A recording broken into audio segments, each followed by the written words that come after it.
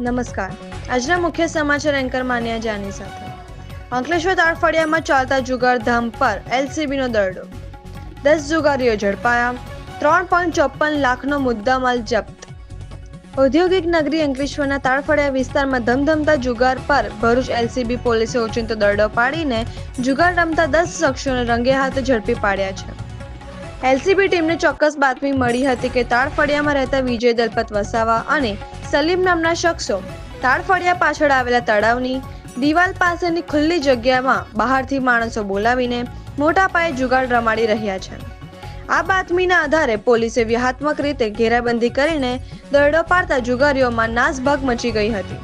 જો કે પોલીસે સ્થળ પરથી કુલ 10 જુગારીઓની ધરપકડ કરી હતી, જેમાં સુરતના બેગમપુર આંટી ફળિયાના નિકુલ ભરત રાણા, ઇમરાન ખાન સામિદ ખાન પઠાણ, વિપુલ બાબુ મકવાણા, જયકુમાર પરેશ પટેલ અને સુનિલ પુરુષોત્તમ ભોજવાણી સહિતના શખ્સો સમાવેશ થાય છે.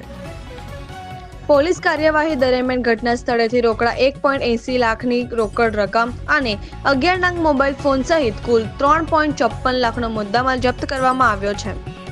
તપાસમાં બહાર આવ્યું છે કે આ જુગારધામના મુખ્ય સૂત્રધારો સ્થાનિક શખ્સો હતા, જેઓ સુરત અને આસપાસના વિસ્તારોમાંથી જુગારીઓને બોલાવીને હાર જીતનો ખેલ રમાડતા હતા.